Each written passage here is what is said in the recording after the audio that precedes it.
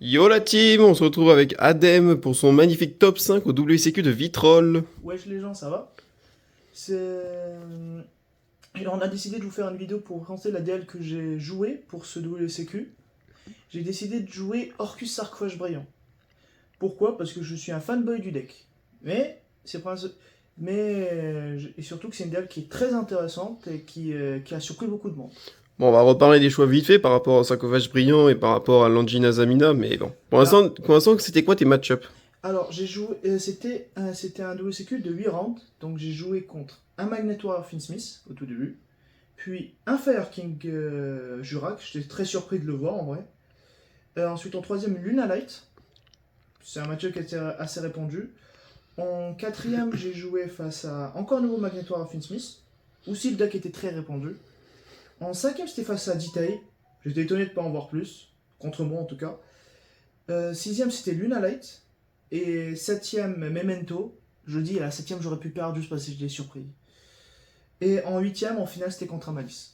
Et du coup, t'as perdu contre... J'ai fini en X2, donc j'ai perdu que deux fois. J'ai perdu contre Detail et Malice. Detail parce que j'avais eu des mains très faibles, parce que le deck, on joue Orcus, donc il y a quelques briques à l'intérieur, donc si on en tombe dessus, c'est normal.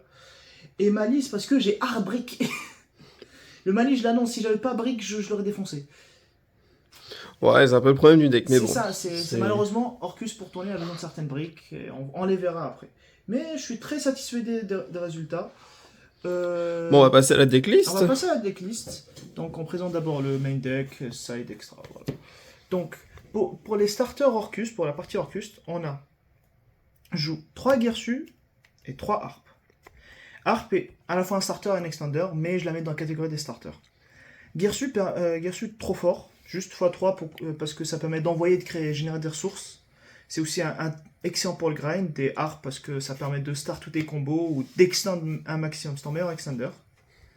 C'est pour ça que je les joue. Je joue un cymbale parce que c'est une norme, mais c'est cool de l'avoir, mais je préfère l'avoir dans le deck, quoi. C'est bien meilleur pour extend. C'est pas la meilleure des C'est pas la normes. meilleure des normes parce que ça fait un petit board, mais c'est pas assez. Ça c'est le choix que beaucoup comprennent pas, mais je joue deux Nightmare. Parce qu'en fait, dans le deck, j'ai plein de moyens d'envoyer au cimetière grâce au sarcophage brillant et grâce au Orcus en temps normal, et aussi grâce à dans l'engine Orcus de base. Et c'est vrai que ça peut faire des starts. En fait, beaucoup sont étonnés parce que Nightmare, ça permet d'envoyer Harp et... Non, pas, ça permet pas d'envoyer Gersu, mais ça permet d'envoyer Harp. Et ça permet de démarrer tous les combos, quoi.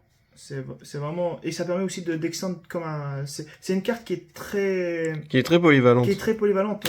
Elle me sauve en fonction de ma situation. Et l'adversaire ne sait pas comment réagir quand il voit une Nightmare parce que ça dit envoyer n'importe quel Orcus du deck. Pour les briques du deck, mais malheureusement, je joue une baguette et une couronne. Baguette, vraiment pour moi, c'est une carte sous-cotée, elle est trop bien. Permet d'extendre, quand elle est en rotation, normalement tu sais que tu manqueras pas de grind. Et couronne, c'est cool, c'est un body en plus quand tu veux faire tes liens, quand par exemple t'interrompes sur pas mal de trucs, tu as une couronne, tu peux extendre. Et ça permet d'avoir une interruption quand par exemple tu veux néguer des trucs venant de l'extra, c'est trop fort. Big up au Malice qui ne sait pas lire la carte. Non, ça c'est pas mon cas, mais quand même. On joue Orcus, donc on joue forcément les 3 cartes. Babel, Retour et Crescendo. Pour le cas de Retour, c'est la seule carte où j'ai vraiment très longtemps hésité à la jouer. Mais je peux envoyer Nightmare et piocher 2. C'est vraiment, littéralement, quand tu as ces 2 cartes en main, ton adversaire, tu peux littéralement dire à ton adversaire, choisis la peste ou le choléra. C'est soit il va laisser une spé starter, soit il laisse draw 2, enfin, voilà. Possiblement piocher un starter. Donc elle, c'était un play assez distant, elle m'a bien carry. Et on joue Babel. Bon, les deux sont assez classiques depuis 2018, hein. Babel, son sale deck n'est pas le deck. Et Crescendo, sincèrement, trop bonne carte Crescendo, j'adore. Limite, là, je joue en x3, mais non, ça c'est pour la blague. Aussi une carte Orcus qui ne l'est pas, c'est un starter. Un sacrifice inutile, Bon, ça fait... C'est une carte qui permet d'envoyer n'importe quel name Orcus et donc démarrer tous les combos. Et c'est un très bon moyen d'extend. J'en ai déjà servi pour extend. Pour la partie sarcophage brillant, je joue 3 Dark Magician.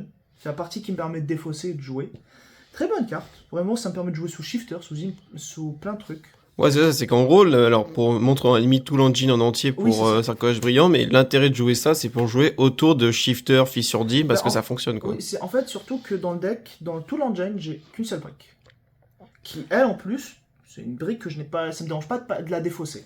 Contrairement à l'engine Lazamina qui, quand je joue la brique, je suis obligé d'en jouer une autre pour qu'elle soit vivante un minimum.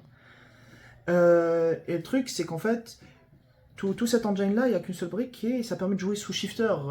Parce qu'en temps là, quand je joue avec Azemina et si je suis sous shifter, ben, skip turn, je peux rien faire, littéralement. Alors que là, défausser, je peux tenter de faire des plays. Et Gondora, vraiment la carte qui, je pense que celle que j'ai plus invoquée du week-end, en vrai. C'est une carte qui est trop bien. Et c'est le bridge entre les deux. Quand je pense avec Sarcoche Brillant, je peux bridge avec Gondora. Parce que si je joue pas Sarcoche Brillant pour les beaux yeux du monde, je joue forcément parce que regarde, je joue Dragoon, forcément. Je joue l'engine Chaos. Et Gondora et Chaos sont niveau 8. Donc, plein de trucs. Ce qui permet de faire des bridges potentiels avec Orcus qu'on va voir tout de suite dans l'extra. Enfin, juste après. Juste après. Pour la partie intrap, je joue 3 H, 3 Fuva. Bon, la classique. La classique, je veux piocher avec Fuva, je veux empêcher que Fuva m'emmerde parce que je meurs dessus. Et c'est fort, H en l'occurrence.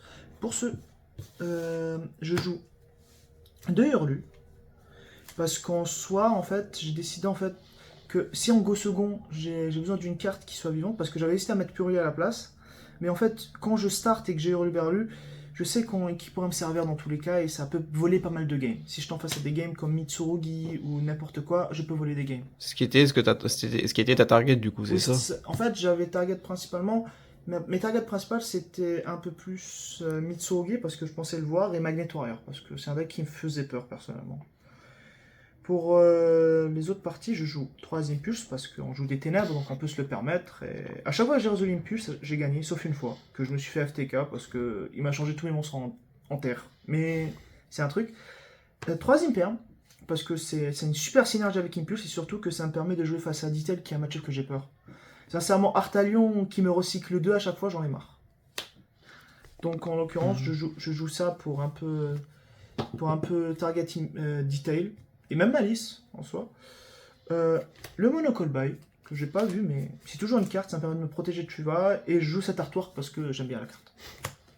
Et la meilleure magie, Droplet, ça me permet d'extendre et de negate l'adversaire, donc...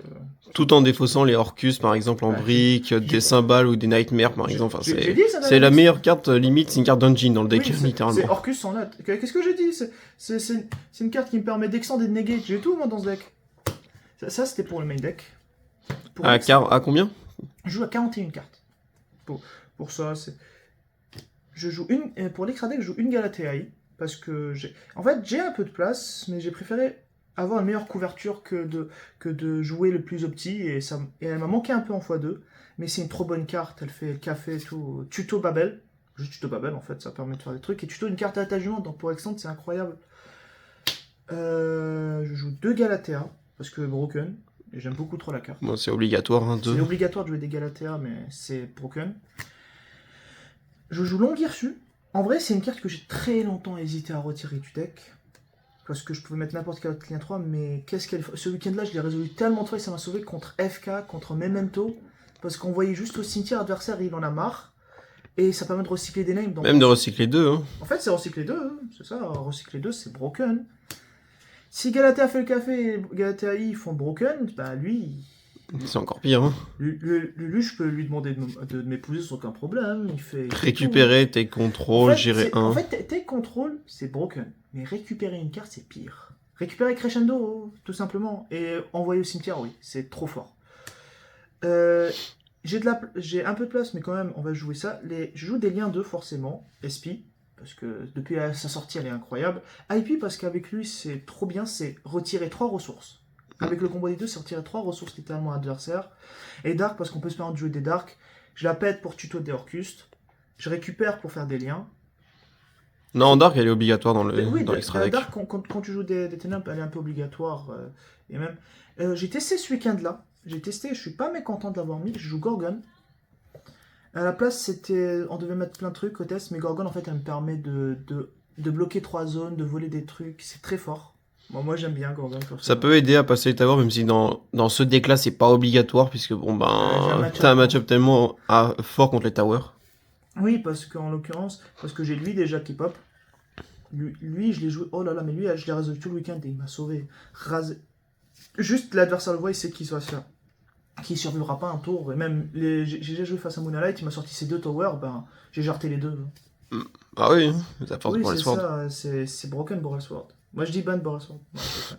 Non, c'est le GOAT. Non, non. Pourquoi la raison pour laquelle Moonlight n'aime pas jouer contre moi, lui, tout ça. Bah ouais, hein.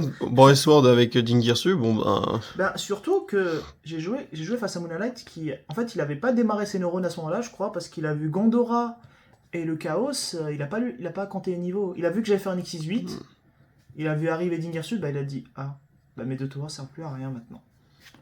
Il fait tout. Dommage, j'avais pas d'Orcus Bunny à ce moment-là. Sinon, il y aurait eu 3 matériaux. Oui. Si je joue forcément Dingirsu, je joue ces deux-là. C'est ça le bridge entre les deux. Lui, elle, pour Meul, et surtout qu'elle est trop forte, j'ai tenu une game juste parce qu'elle ne pouvait pas être target. Juste tenu ça. Et lui, en fait, ça me permet que si je suis face à Fever avec les sarcoages brillants, pour éviter de droit à l'adversaire, je lui donne 2 draws, et j'ai une negate de monstre, plus une nouvelle, une omni qui va pop, plus les cartes que j'ai. Ça compense entre guillemets les 2 draws, quoi. Oui, c'est ça. Ça compense, ça permet. Et aussi, je l'ai spoilé en toute la vidéo, mais je joue forcément ces deux-là. Bah ouais, hein. Lui, parce qu'il me permet de faire des bridges et de tutos, et lui, parce que Dragoon, quoi. Pourquoi se privilégier de Dragoon? À deux doigts de chercher des moyens de le reborn. Je voulais juste une Monster Reborn pour récupérer Dragoon. Ah non, il sera banni à la fin. Dommage. Non, parce que je peux l'utiliser comme matériel lien. Ah oui, c'est vrai. C'est vrai. Pour le side, je joue 3 Purulia pour avoir une meilleure couverture. Par exemple, si je joue face à Typhon Radieux ou même face à Memento ou quoi que ce soit, il se fait beaucoup de la main, donc c'est cool de piocher. C'est cool. Même face à Fire King, ça. Fire King, c'est ok. C'est très bon pour moi, je trouve. Ça permet d'avoir une meilleure couverture de match-up, en l'occurrence. Je m'adapterai. J'ai testé ça ce week-end et je l'aime bien. Il m'a manqué pendant ces derniers temps que je ne jouais pas le petit Nibiru. Viens là, Caillou. Le caillou. On banne Nibiru, mais pas le token. Mais on banne le token, mais pas le Nibiru. Le token est trop fort à la fin. Parce que Detail existe et j'ai besoin d'avoir une meilleure couverture. Contre là, malheureusement, ça me nique un peu parce que je peux pas jouer trop, mais il est trop fort. T'as des lignes génériques, donc ça peut passer. C'est des lignes génériques, donc ça passe en soi, mais c'est dommage. J'ai testé et je pense que je vais plus le retirer du side, mais quand même, je joue les bestiaux parce que ça permet de gérer les branded detail, toucher la partie branded, d'éviter que Fallen vienne, et ça permet de gérer Moonlight. Parce qu'en fait, Moonlight, les towers c'est chiant, mais la wolf dans le cimetière. La negate magie peut être très très pénible. En fait, c'est la negate clé, c'est la negate les activations de magie. Donc c'est très relou et ça détruit. Ça negate détruit, donc en l'occurrence c'est chiant. Et donc, ça permet de voler des games, surtout que lui permet de recycler Gandora. Donc en soi, si par exemple la game passe en T3, ben je recycle Gandora derrière. Ou même juste tuto Gandora au pire, hein, c'est... Oui, tuto Gandora, mais en temps normal, s'il est déjà passé, recycle en Gandora et spé Gandora à tout raser. Je joue des dragons, donc j'ai testé Fantasmé. C'est en fait dans la théorie où je me dis que c'est pour protéger le target, et si je joue face à Yumi, ça me permet de piocher, face à Malice, ça me permet de piocher, ça permet de faire plein de trucs. Surtout contre Yumi et Malice. Oui, c'est principalement ça, mais ça me permet de c'est la théorie qu'on avait...